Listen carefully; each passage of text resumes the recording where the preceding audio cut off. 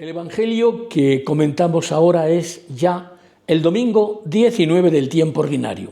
Comienza dando Jesús un nombre a aquella incipiente comunidad con el que expresa en gran parte su forma de ser o existir de entonces y de ahora.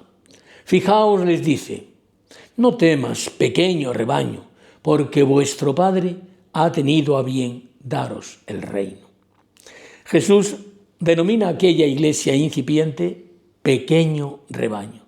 ¿Qué connotaciones tan significativas reúne esta denominación tan, sin duda, muy valorada por Jesús? En aquel momento en que por vez primera salió esta denominación de Jesús, respondía a lo que en realidad era un pequeño rebaño, un grupito muy reducido que cualquiera hubiera considerado insignificante en número y calidad. Eso sí, Jesús quiso que este grupo fuera como la sal y la luz y la levadura de la tierra. Hay gran desproporción entre la sal que se echa y la cantidad de comida a la que se echa. La luz, por pequeña que sea, ilumina una habitación a oscuras. Jesús no busca número, sino calidad. Le bastó a él ser uno solo y capaz para redimir a todo el mundo.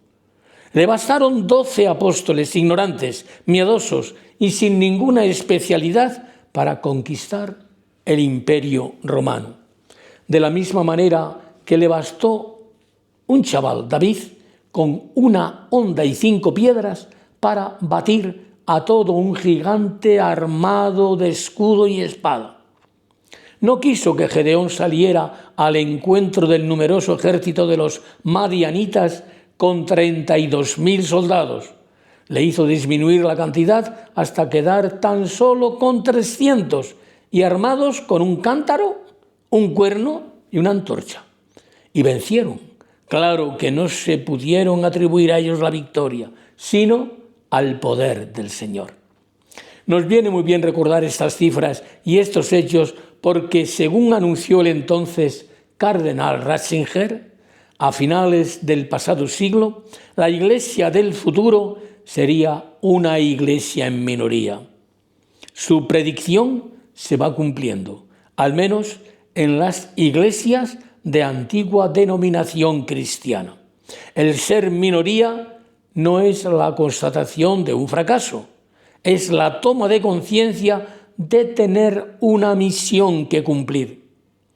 Copio un párrafo de José María Cantal que nos puede iluminar. Dice: somos minoría, sí, pero con una conciencia muy clara de ser sal y luz a disposición de un mundo a menudo insípido y tenebroso. Somos minoría servidora de la humanidad, como el colibrí que desea apagar el incendio con el agua de su pico. Somos minoría que surge en los caminos peligrosos del siglo XXI y recoge a los maltrechos y apaleados que otros dejaron medio muertos. Somos minoría que sigue dando gracias al Cristo que nos llamó y al que pedimos valor y coraje en nuestras oraciones. Somos minoría portadora de una misión de compasión y justicia. Y sigue diciendo: caminamos hacia una iglesia que será minoría desde el punto de vista cuantitativo, es decir, no mayoritaria sociológicamente, pero sin embargo hay que poner la carne en el asador y ser mayoría cualitativa.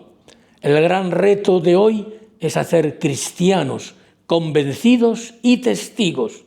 La iglesia primitiva no lo tenía más fácil que nosotros. La cultura grecorromana tenía valores cristianos, pero también la esclavitud o cuestiones reprobables en materia de moral personal. Sin embargo, aquellas comunidades se fueron extendiendo por todo el mundo conocido. Fueron capaces de transformar a las sociedades siendo germen. Y lo fueron porque estaban convencidos, porque eran testigos y creían lo que vivían. Recordemos el sustancioso discurso que hiciera el Papa Francisco en Atenas el 4 de diciembre de 2021. Les dijo y nos dice: mediten la historia de Pablo en Atenas. Estaba solo, superado en número y tenía escasas posibilidades de éxito, pero no se dejó vencer por el desánimo, no renunció a la misión ni se dejó atrapar por la tentación de lamentarse. Esto es muy importante. Tengan cuidado con no estarse lamentando.